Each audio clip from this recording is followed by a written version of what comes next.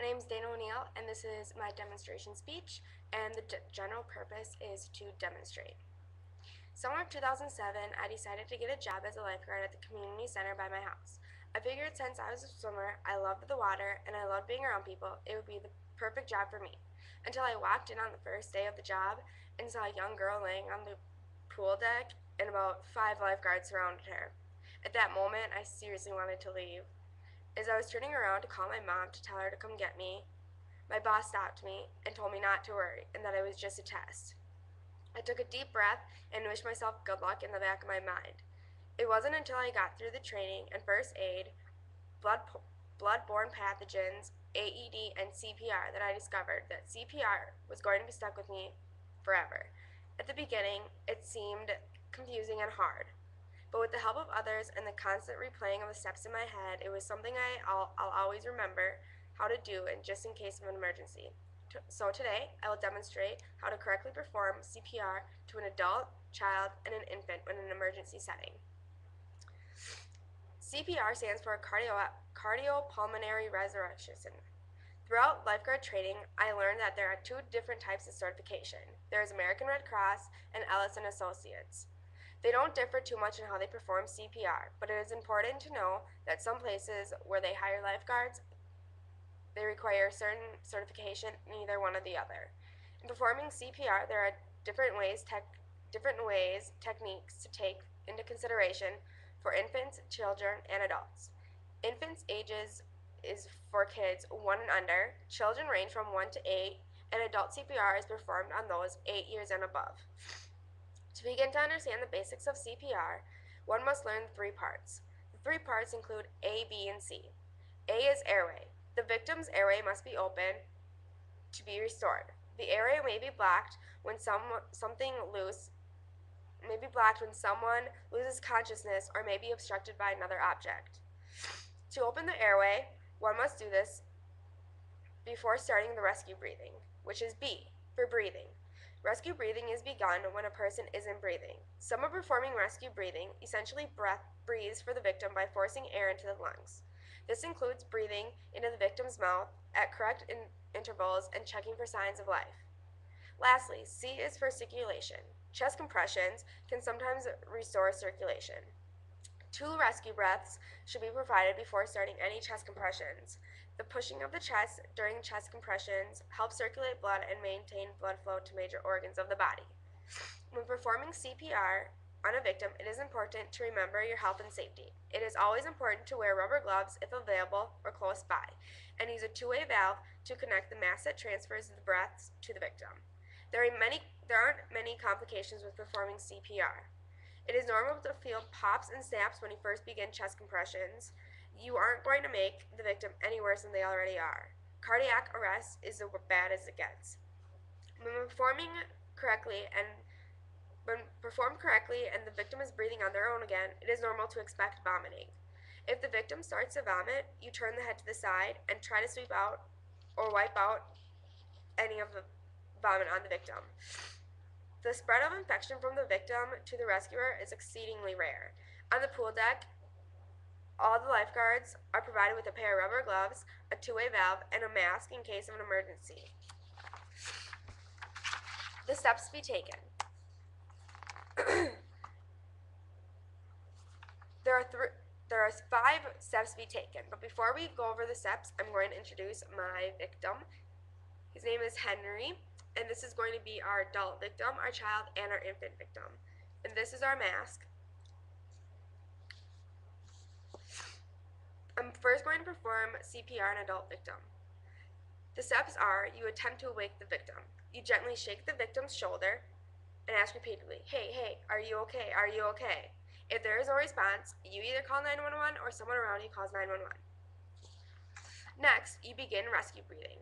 You open the victim's airway using the technique called the head and chin lift method. You put your ears to the victim's open mouth, just as so, and look for chest movement.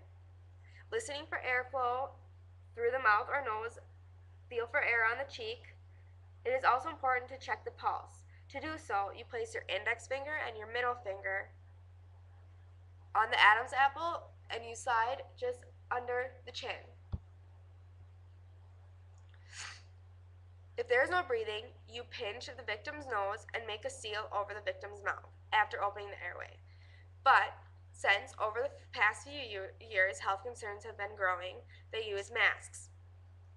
You are to put the mask over the victim's nose and make sure there is no air coming out of the sides.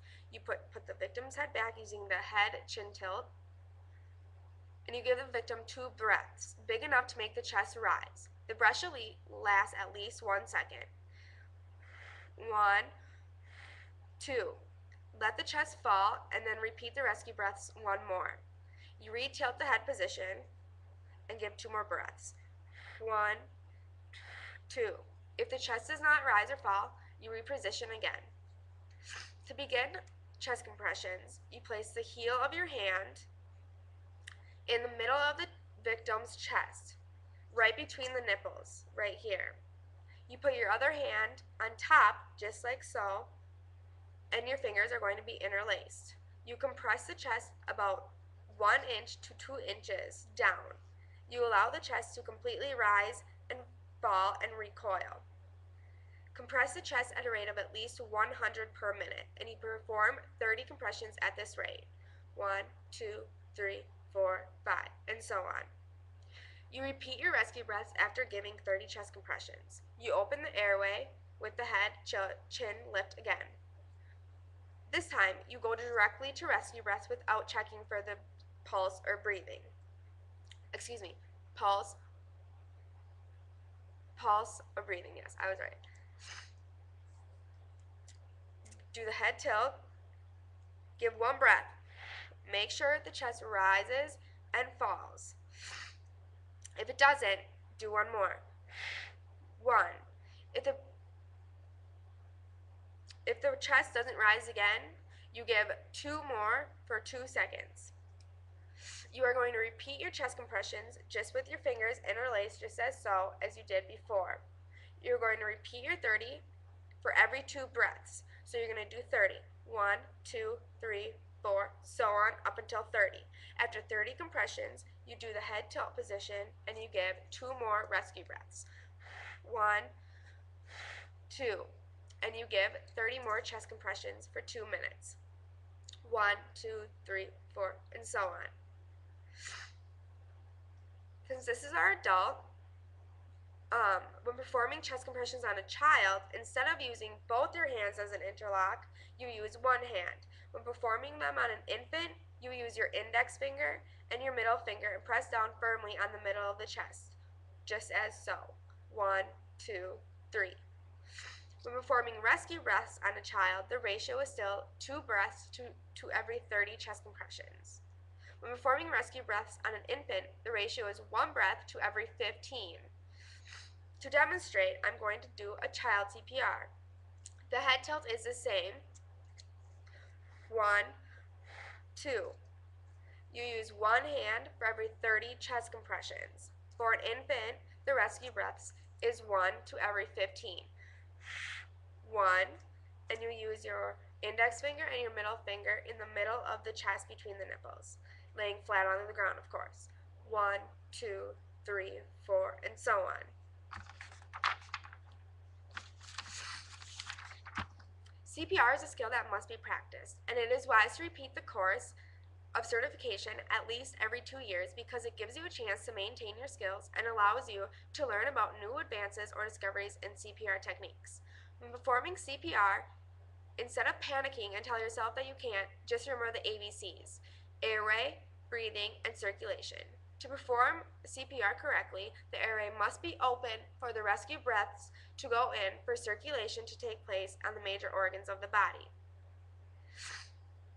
Taking a CPR course could not only be a chance for you to just get to know what to do, but it could give you a chance to save a life someday, all because of knowing the 3 simple steps: airway, breathing, and circulation. Don't let your skills go to waste. Use them proudly and be the hero to someone someday. You never know what could happen. Thanks for your time, and I hope you enjoyed it.